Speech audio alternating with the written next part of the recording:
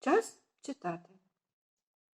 В рамках буктайм для малечі книга Катерини Кулик «Як слоненятко щастя шукало». Братик і сестричка мріяли, дивлячись на небо. Ця хмаринка схожа на динозавра, а он та на черепаху.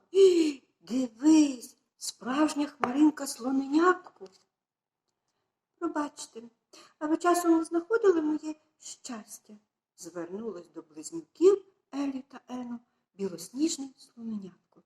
Всі кажуть, що воно в моїх руках, але мої руки порожні. Близнюки подивились на свої долоні.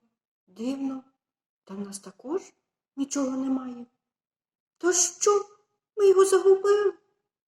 Білосніжне слоненятко зітхнуло і стало підійматися усе вище і вище.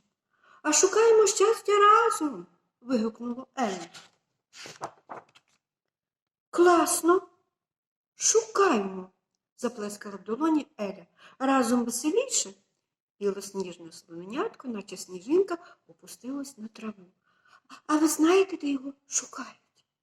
Я знаю, промовила Еля, і вони навипередки побігли вперед. Щастя – це морозиво, сказала Елі.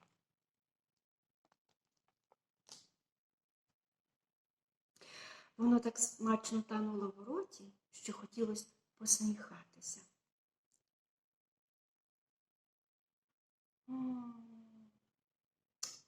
Яка смакота! Хто не любить морозиво? А коли справа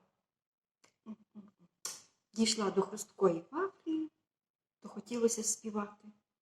Здається, це і є щастя, прошепотів Ен.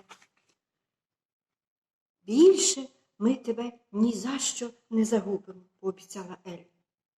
Воно схоже на щастя, погодилось білосніжне слоненятко, та раптом схлипнуло. Виходить, ми щойно з'їли своє щастя. Близнюки переглянулися. Ні, щастя з'їсти неможливо, на те воно й щастя. І куди ми підемо далі? Схлипнуло білосніжне слоненятко. Близнюки вирішили піти у магазин іграшок. Очі Ену блищали так само яскраво, як новенькі машинки на полицях. Ой, це точно не моє щастя, тупнула ногою Елі і пішла до сусіднього відділу, де продавались ляльки. Білосніжне слоненятко вирішило почекати друзів на дворі на лавочці. Першим з магазину іграшок вийшов Ен. Якесь дивне щастя, повідомив він і сів поруч від слоненятка. Елі також вийшла з порожніми руками.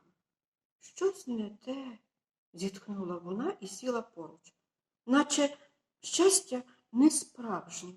Що ж робити? Спитала білосніжне слоненятко. Братик і сестричка вирішили піти в зоопарк.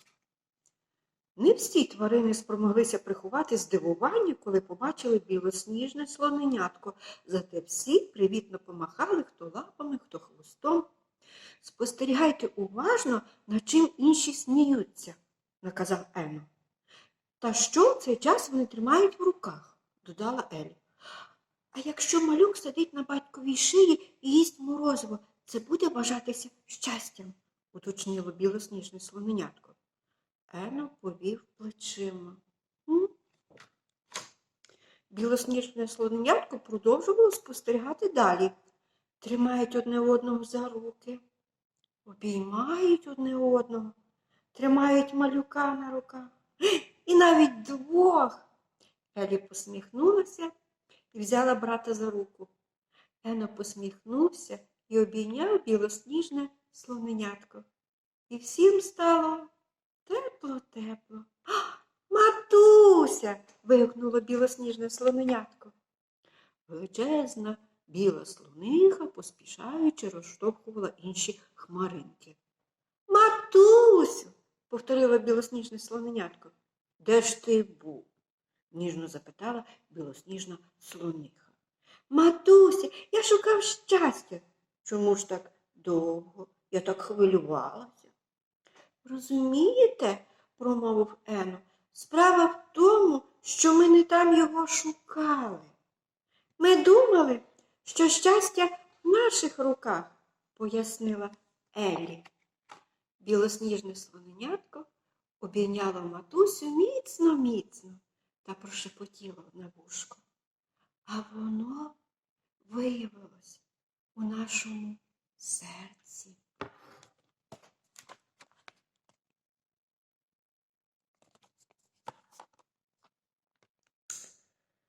Усе найкрасивіше і найпрекрасніше, що існує у світі, починається з тебе.